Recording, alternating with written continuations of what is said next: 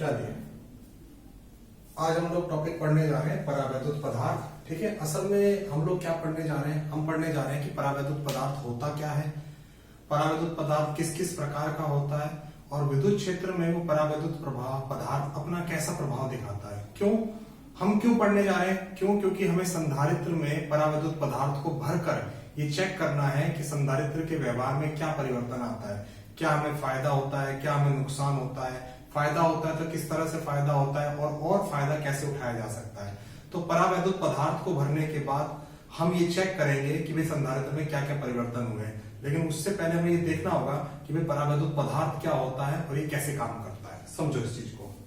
देखो, अगर मैं परावैद्युत की बात करूं तो मुझे समझ में आता है कि परावैद्युत पदार्थ असल में कुचालक पदार्थ जैसा ही होता है। ठीक है, परावैद्युत पदार्थ कैसा होता है? कुचालक पदार्थ जैसा होता है, यानी कि जिसमें चालन नहीं होता है। ओके, परावैद्युत पदार्थ कैसा है? कुचालक है, जिसमें चालन नहीं होता। लेकिन असल में इसको एग्जैक्टली हम ये नहीं कह सकते कि कुचालक ही है।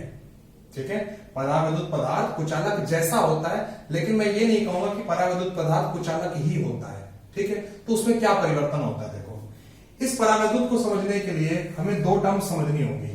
ठीक है, पहली टर्म्स कौन सी है? अगर मैं बात करूं धनात्मक आवेश की, धनात्मक आवेश।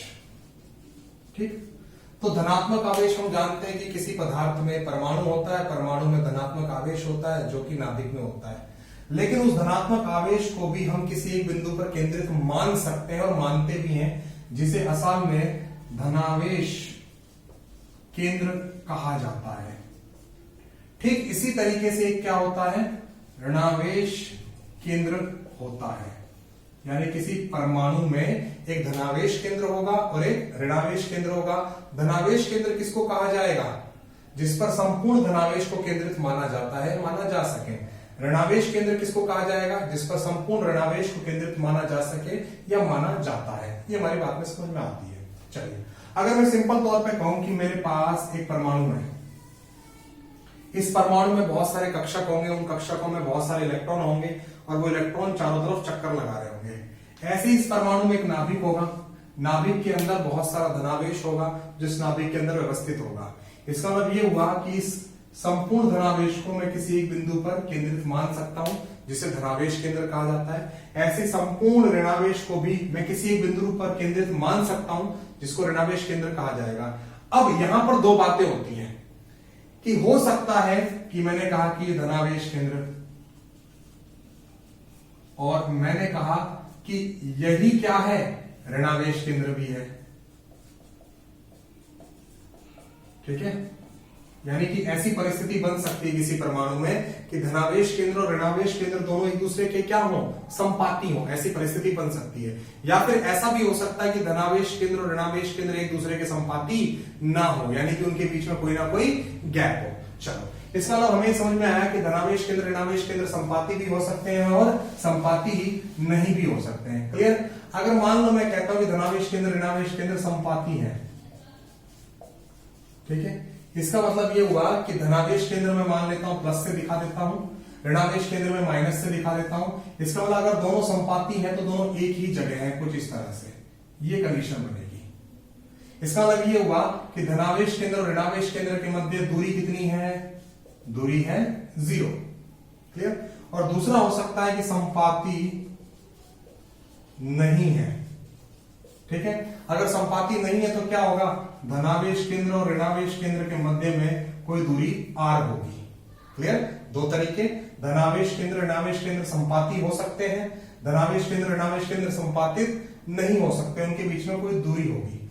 अब हम सोचें इस बात को कि भाई अगर धनावेश केंद्र और ऋणावेश केंद्र दोनों एक दूसरे के संपाती अगर हैं, तो इसका मतलब यहां पर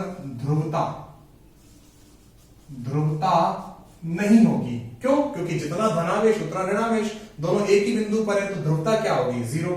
लेकिन यहां धनावेश केंद्र ऋणावेश केंद्र के मध्य क्या है? एक दूरी है, यानी कि यहां पर कुछ ना कुछ ध्रुवता जरूर होगी। ठीक है, इसका मतलब ये हुआ कि इस तरह के परावैद्युत पदार्थ को कहा जाता है ध्रुवीय परावैद्युत और इसको कहा जाता है अध्रुवीय परावैद्युत पदार्थ। क्लियर? यानी कि अब तक हमने ये सीखा कि परावैद्युत पदार्थ क्या होता है, और ये सीखा कि परावैद्युत पदार्थ के वर्गीकरण या टुकड़े किस आधार पे किए जाते हैं। हमारा आधार होता है धनावेश केंद्र और ऋणावेश केंद्र। ठीक है, अगर दोनों संपाती हैं तो यानी कि कोई ध्रुवता नहीं है, संपाती नहीं है तो कोई ना कोई ध्रुवता है, और जिसमें ध्रुवता होती है उसे कहा जाता है ध्रुवीय, और जिसमें ध्रुवता नहीं होती उसे कहा जाता है अध्रुवीय। क्लियर? यहां तक की कहानी हमें समझ में आ जाती है। अब सोचने वाली बात है कि मान लीजिए मैंने इस परावैद्युत पदार्थ को विद्युत क्षेत्र में रख दिया। ठीक है, फॉर एग्जाम्पल मान लो कि विद्युत क्षेत्र कुछ इस तरह से काम कर रहा है, इस तरफ, और मैंने यहां पर किसी परावैद्युत पदार्थ को रख दिया।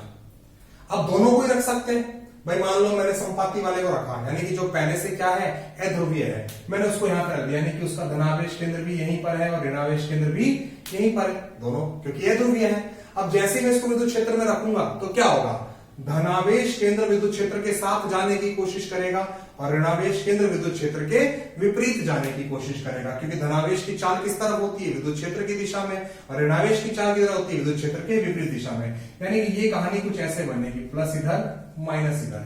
इसका मतलब ये हुआ कि विद्युत क्षेत्र में रखने पर अध्रुवीय परावैद्युत भी कैसा बन जाता है, ध्रुवीय बन जाता है। और मान लीजिए मैं पहले से ही जो ध्रुवीय है उसको रख दूं, तो अब जो पहले से ही ध्रुवीय है उसको विद्युत क्षेत्र में रख दिया, विद्युत क्षेत्र ने अपना प्रभाव लगा के और खींचा उसको, यानी कि उसकी ध्रुवता क्या हो गई, बढ़ गई। क्लियर हो गई बात? यानी कि अध्रुवीय चाल परावैद्युत को हम विद्युत क्षेत्र में रखें तो वो भी कैसा बन जाता है, ध्रुवीय, और ध्रुवीय को रखें तो उसकी ध्रुवता क्या हो जाती है, बढ़ जाती है।